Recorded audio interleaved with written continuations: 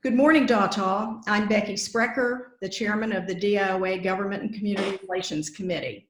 I'd like to ask our committee member who is in charge of military affairs, Colonel Chuck Lurie, to introduce today's guest and ask him a few questions about Parris Island. Chuck? Hi, Dataw. Colonel Fred Shannels is a retired U.S. Army Field Artillery officer and a former enlisted Marine. He culminated his military career as a soldier, a Marine, and a Defense Department civilian in 2017 after 46 years of distinguished service to the nation. Colonel Shannels served in progressively challenging positions from helicopter mechanic to the Army General Staff. His education includes a Bachelor of Science degree, a Master's degree in Public Administration, and a graduate of the U.S. Army War College. Presently, he's the president of the Low Country Military Officers Association, a board member of Friends of Fort Fremont, a member of Parris Island Living History Detachment, and a docent at the Parris Island Museum. Fred, how are you? Good morning. I'm fantastic. How about yourself? And I'm proud to be here. Fine, fine. Can you first of all describe the uniform you're wearing and briefly tell us a bit about what you do? Yes, I can. This is one of the uniforms I wear as a member of the Living History Detachment. This is the World War I, 1912 issue of the Marine Corps uniform. This is the uniform that Marines wore in World War I when they deployed to France and when they fought in Belleau Wood. The helmet I'm wearing is called a Brodie helmet. It's basically from the Brits, and we did not have a helmet at that time, and campaign hats just didn't cut it in the trenches. So that's what we wore. But the wool kersey uniform, we used to have leggings, but then we put in the wool puttees for the simple reason that the leggings held mud and water, and we found out during training in 1917 that it wouldn't cut it in the trenches. So the Marines overcame and adapted like we always do, and here we are. The weapon I'm holding is an M1903A3 Springfield, which was the standard rifle that the Marine Corps used from 1903 to about 1943.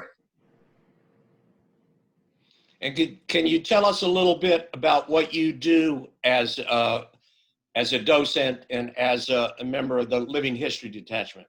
Yes, as a member of the Living History Detachment, we participate in several events, and we also go to different shows throughout the United States. And in, of course, June of 2018, we went to France, and we actually did a 100th anniversary commemorative walk into Belleau Wood on June the 6th, 1918. We also get out and work with the recruits when they're coming back from their Crucible training, and we're out there in period uniforms to motivate them and bring them on and let them know they're part of the Marine Corps and something bigger than them as individuals. As a docent, I work at the museum and enable people to see what we have there, which it's a great museum, and hope that we get to come out there with your group. Thank you, Fred. What is the mission of the Marine Corps Recruit Depot at Parris Island? That's a good question. The Marine Corps Parris Island, the Recruit Depot, provides reception, it provides processing, and a training of enlisted males from the Eastern Recruiting Region, Reed, east of the Mississippi, and all enlisted females throughout the United States. And they graduate about 20,000 Marines per year. Their primary mission summed up is we make Marines, a cohesive team of Marines, sailors, and civilians work together, providing future Marines with instruction, guidance, facilities, tools, and infrastructure needed to successfully progress through a demanding and intensive training program. At the heart of this transformation, and I underline the word transformation because you transition into a Marine, are the core values that define what it is to be a Marine: honor, courage, and commitment. Thank you. And can you give us a brief synopsis of recruit training? Yes, recruit training runs 12 weeks. Actually, probably more like 13 weeks by the time they get everybody aboard and in processed and ready to go. But it's 4 phases. In the first phase, they actually do all the administrative, getting folks ready to be brought into the Marine Corps. And they get a lot of classroom work during the first 2 or 3 weeks. They get organization, they get instruction on customs and courtesies. They learn hand-to-hand combat. They learn history. They also go to swimming classes in those first 4 weeks, phase 1. The second phase starts with Team Week, and they go around on post and do different things and assist different commands with manpower. And then they start their grass drill, which is a week at the rifle range, learning how to sight in the weapon and how they will shoot it. We call it snapping in. And then in that third week is actual firing. So they actually fire and qualify. The third phase starts their concentrated warrior skills. And that's where they go and put all the things together that they've learned in the first 2 phases. And they do warrior training. And of course, the concentrated warrior skills is culminated with the 54-hour Crucible exercise. And then phase 4 is inspections to show that, they have absorbed everything, and administrative tasks, and then, of course, graduation follows. The word that we always hear, a lot of people that haven't been out there to Parris Island or seen these things, we hear the word crucible. Can you give us an idea of what the crucible is? Yes, that's a good one. The Crucible is something that's been around since the middle 90s.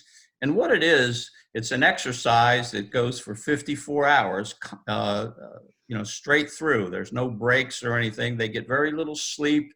And they're in concentrated warrior skills under combat conditions.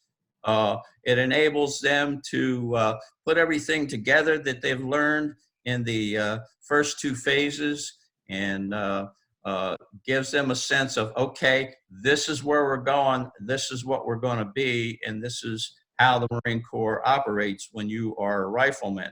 And it's very difficult. But it's under controlled supervision, so it's not something haphazard where folks can get messed up. But they polish their combat skills, and then it's culminated that Saturday morning with an 11-mile hike back to the main parade deck. And at that point, that's the day and time that they're recognized as a United States Marine.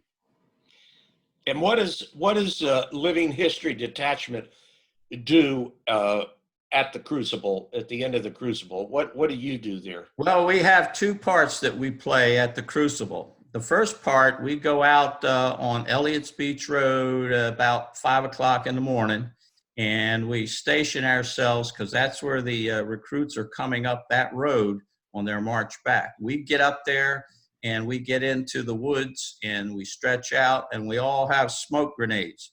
And then as they start approaching us, we pop smoke, and they see all this smoke. And then all of a sudden, each of us will come out of the smoke, and we'll motivate the recruits and let them know that they're part of something now. I like to say, yesterday was history, today your legacy begins. You now have to carry the traditions that we've carried all these years. And I holler at the top of my voice, are you ready for this? And they answer, yes, sir, in unison. And do you want this? And can you handle this? So we kind of psych them up for that. And then after they've passed, then we hook up with them again at their final rest halt, because they march for 50 minutes and rest for 10, which is Marine Corps standard. And we march in the last mile and a half with them, carrying our, our packs and rifles and everything of the period that we're representing. And then when they get formed out on the parade deck, we go out in front of them and stand in front of them as their drill instructors recognizes them as Marines, and each new Marine is handed a Eagle, Globe, and Anchor insignia from their drill instructor. It becomes quite emotional. And then after that, they get a real quick hua type of talk, and then they go to a warrior breakfast because they've been eating MREs and not getting much sleep, and we get to talk to them there too. Okay, just briefly, can you tell us about the final graduation parade? Oh, the final graduation is really great. We've got the band out there, and they're in dress blues, and now they've been through. They know they're Marines, and they parents and visitors are all there. The stands are always packed, and they get out there, and I like to say they get out there to strut their stuff. And they do, because they're proud, because they've earned it. You don't give the title of Marine, you have to earn it. And we like to say that, you don't join the Marine Corps, you become a Marine. And that's something that we say, you're a Marine, for life. And once a Marine, always a Marine. And we believe that. But it gives them that feeling, and it gives them that finality that, okay, now you're part of this, and then they go on, and then from there they go on to leave and on to other training. Thanks a lot, Fred. We really appreciate it. Becky? Well, thank you so much for being with us, Colonel Channels. To our viewers, don't forget to click on the links at the bottom of our flyer to learn more about Parris Island. And our committee hopes that all of you will take a moment to remember our fallen heroes and their sacrifice on this special day.